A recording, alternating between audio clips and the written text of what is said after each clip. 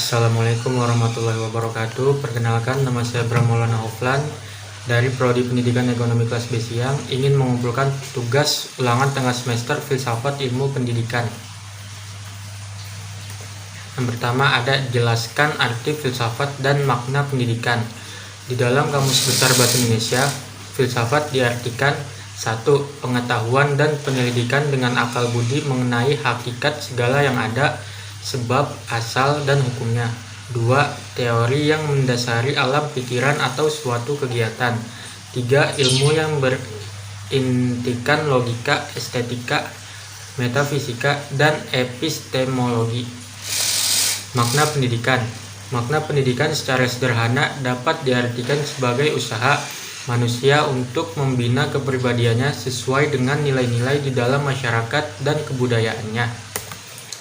Yang kedua, ceritakanlah sejarah perkembangan filsafat.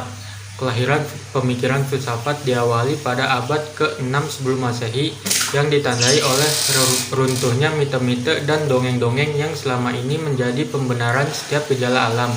Filsafat Yunani yang telah berhasil mematahkan berbagai mitos tentang kejadian dan asal-usul alam semesta, dan itu berarti dimulainya tahap rasionalisasi pemikiran manusia tentang alam semesta.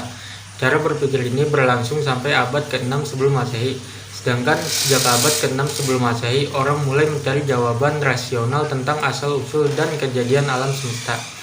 Lanjutannya, periode Yunani kuno ini lazim disebut periode filsafat alam. Dikatakan demikian karena pada periode ini ditandai dengan munculnya para ahli pikir alam, di mana arah dan perhatian pemikirannya kepada apa yang diamati di sekitarnya. Mereka membuat pertanyaan-pertanyaan tentang gejala alam yang bersifat filsafati berdasarkan akal pikir dan tidak berdasarkan mitos belaka. Mereka mencari asas yang pertama dari alam semesta yang sifatnya mutlak, yang berada di belakang segala sesuatu yang serba berubah. Lanjutannya, filosof yang mengembangkan filsafat pada zaman Yunani yang begitu ramai dipersoalkan sepanjang sejarah, yaitu Socrates. Setelah itu, Plato meneruskan keaktifan Socrates dengan mengarang dialog-dialog seperti gurunya. Plato berpendapat bahwa berfilsafat artinya mencari kebijaksanaan atau kebenaran, dan oleh karena itu dapat dimengerti bahwa mencari kebenaran itu dilakukan secara bersama-sama dalam suatu dialog.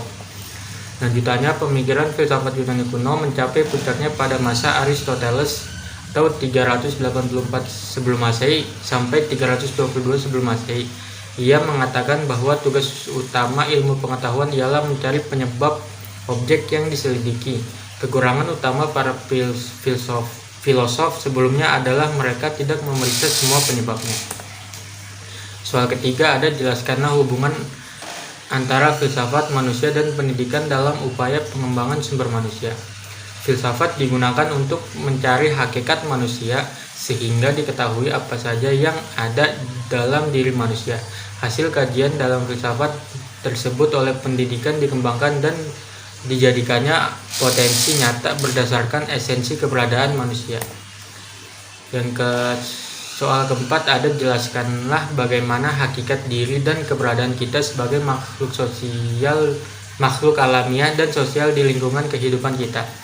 Manusia diartikan sebagai makhluk alamiah yaitu karena manusia tidak bisa lepas dari alam. Manusia membutuhkan alam untuk hidup. Sebagai contoh, kita memerlukan oksigen yang berasal dari alam untuk bernafas. Kita juga menggunakan ikan, sayur mayur, dan air yang berasal dari alam untuk melangsungkan kehidupan. Manusia memiliki insting untuk menentukan apa yang akan dia lakukan. Sebagai contoh, jika manusia merasakan lapar, otomatis manusia itu akan mencari makanan untuk mengatasi rasa laparnya. Manusia juga disebut sebagai makhluk sosial, artinya manusia memiliki kebutuhan dan kemampuan serta kebiasaan untuk berkomunikasi dan berinteraksi dengan manusia yang lain dalam hidup bersama dengan sesamanya atau bermasyarakat. Setiap individu menempati kedudukan atau status tertentu, mempunyai dunia dan tujuan kehidupan masing-masing. Namun demikian sekaligus ia pun mempunyai dunia bersama dan tujuan hidup bersama dengan sesamanya. Melalui hidup dengan sesamanya lah manusia akan dapat mengukuhkan eksistensinya. Sehubungan dengan ini, Aristoteles menyebut manusia sebagai makhluk sosial atau makhluk bermasyarakat. Terima kasih. Assalamualaikum warahmatullahi wabarakatuh.